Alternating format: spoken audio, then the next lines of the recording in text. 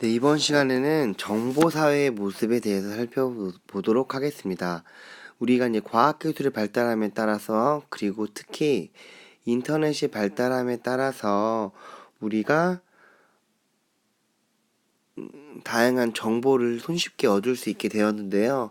그래서 교과서에 나와 있는 정보사회의 사례는 무엇인지 살펴보고, 그 사례를 들을 바탕으로 그 밖에 우리가 정보사회에서 누리고 있는 그런 다양한 발전된 혜택들에 대해서 함께 살펴보도록 하겠습니다.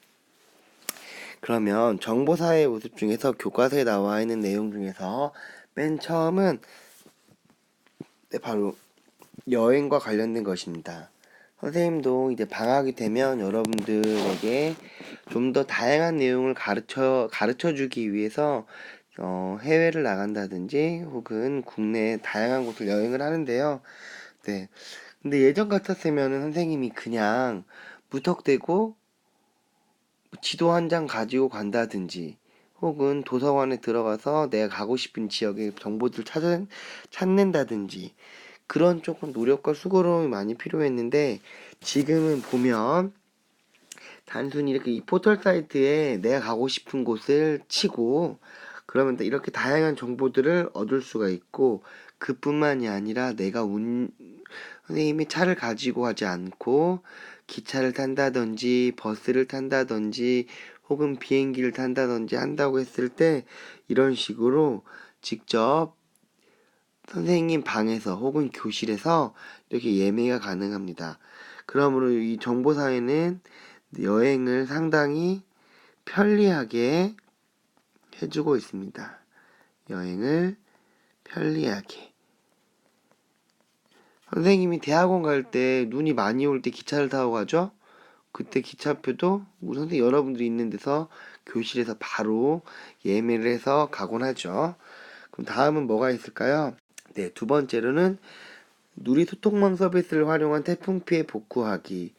우리나라 특히 우리 익산 지역은 그닥 태풍이나 다른 자연재해로부터 자유로운 편이지만, 다른 지역들은 이런 태풍 피해가 엄청나게 많이 발생하는 곳이 있는데요. 이렇게 SNS 같은 것들을 활용해서 다양한 국민들이 직접 그 현장을 좀 더 생생하게 알 수 있고, 또 그 현장에 대해 도움을 줄 수 있고, 이러한 것들이 이런 정보사회 발달을 통해서 이루어질 수 있는 것이죠. 네, 세 번째는 온라인 백과사전인데요. 보통 네이버라든지 혹은 다음 등 각종 포털 사이트에서 우리가 정보를 찾곤 하는데요. 선생님도 공부를 하다가 어려운 것들이 있을 때는 그렇게 찾곤 하는데, 문제는 이런 사이트들이 간혹 가다가 그 의미 자체가 틀리는 경우가 있어요. 선생님도 그런 경우를 많이 봤거든요. 그러면 대신에 이 사람들이 여기 나와 있는 어떤 토론 기능 혹은 이런 수정 기능을 통해서 우리가 직접 참여해서 이 내용을 고쳐줄 수가 있습니다.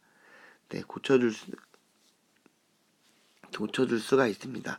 네, 그래서 이런 것들을 통해서 우리가 좀 더 많은 정보, 그리고 좀 더 정확한 정보를 여럿이서 공유할 수 있게 되는 것입니다. 네, 네, 공유지도 만들기를 살펴보도록 하겠습니다. 이 공유지도 만들기는 단순한 지도가 아닙니다. 단순 지도가 아니고 특정 주제를 정하는 지도입니다. 예를 들면 안전지도, 불량식품 안전지도, 그 다음에 이런 성범죄자들에 대한 안전지도, 이런 것들처럼 사람들이 공유할 수 있는 이런 주제를 가지고 함께 지도를 만드는 것이 바로 공유지도라고 볼 수 있겠습니다. 네, 이처럼 정보사회를 통해서 우리는 많은 점들이 편리해졌고, 그리고 이렇게 다양한 방식으로 우리는 이런 정보사회의 혜택을 보고 있습니다.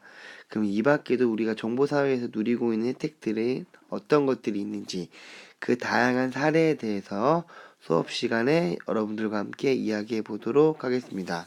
네, 오늘은 여기까지 하겠습니다.